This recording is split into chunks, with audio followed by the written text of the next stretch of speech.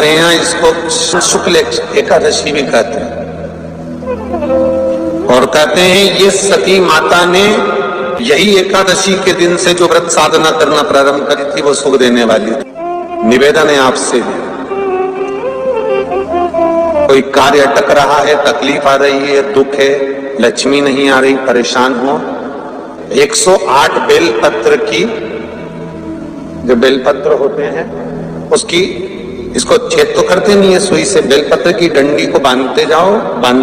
108 बेलपत्र की माला बना लो, और माला बनाकर भगवान शंकर के गले में, शंकर के शिवलिंग को जो चढ़ा देता है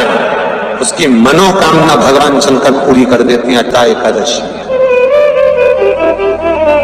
108 बेलपत्र की माला बनाकर शंकर भगवान को समर्पित करी जाती है। माता लक्ष्मी ने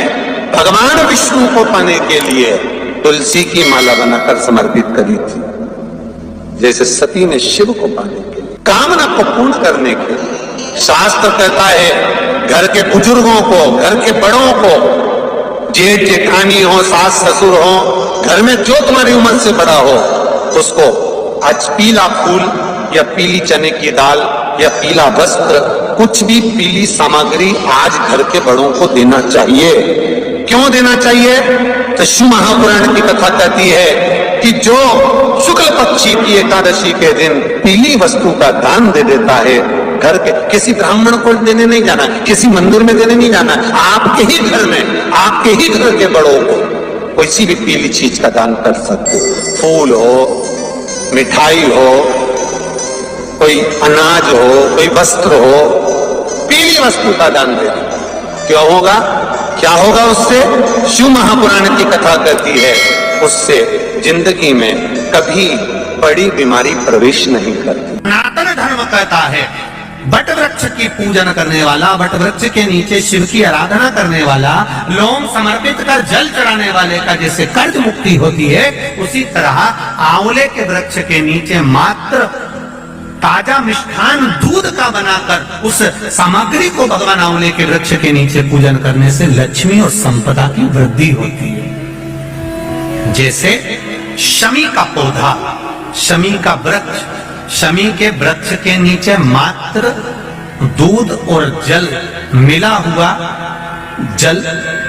शमी के वृक्ष के नीचे मात्र औघड़दानी अवधूतेश्वर महादेव के नाम से केवल हफ्ते में एक बार भी अगर दूध और जल का मिश्रण शमी के पौधे के नीचे कर दिया जाता है तो कहते हैं शरीर में बड़ी से बड़ी अगर बीमारी है, कहीं कैंसर जैसा रोग है या किडनी लीवर जैसा रोग है, कोई भी तकलीफ, कोई गांठ अगर शरीर में हो गई है, तो शमी के वृक्ष के नीचे दूध का जल थोड़ा सा हफ्ते में एक बार अवधूतेश्वर महादेव के नाम से समर्पित कर देने से रोग का निवारण होने लगता है, रोग थम जाता है और आगे नहीं बढ़ पाता और उसका इलाज चालू हो जाता है, सुख का अनुभव।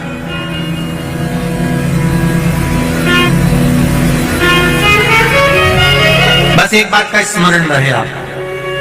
आंवले के वृक्ष के नीचे अगर कोई भोग लगाया गया है पा सकते हैं, पीपल के वृक्ष के नीचे कोई भोग लगाया है पा सकते हैं, बट वृक्ष के नीचे कोई भोग लगाया गया है पा सकते हैं।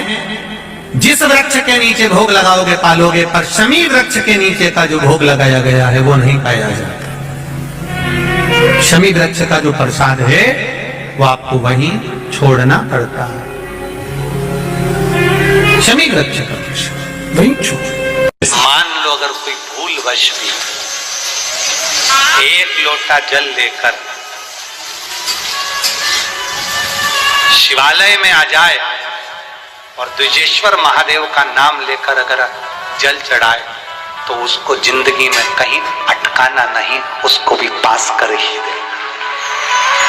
परीक्षा परिवार की हो, परीक्षा घर की हो, परीक्षा समस्या की हो, परीक्षा कोई भी हो, अगर द्विजेश्वर महादेव का नाम लेकर एक लोटा जल जो देवादिदेव महादेव को समर्पित करता है, जिंदगी में कितना भी भारी दुख चल रहा है, आप 5 या 7 दिन रेगुलर लगातार प्रैक्टिकल करना चालू करो, भले आज से चालू कर दो। अगर बहुत भारी तकलीफ है, बहुत भारी दुख है, सामने खड़ा है कि ये तकलीफ बहुत भारी है, मिटी नहीं रही, आज से प्रैक्टिकल करना चालू करो। द्विजेश्वर महादेव का नाम लो, एक लोटा जल लो, शंकर भगवान को समझना जरा अच्छे से। जैसे ये शिवलिंग, ये जलाधारी, ये जलाधारी का भाग, द्विजेश्वर महादेव का नाम लेकर जो जल चढ़ाया जाता है वो यहां से चालू होता है, जहां से पानी बहकर नीचे जाता है ना,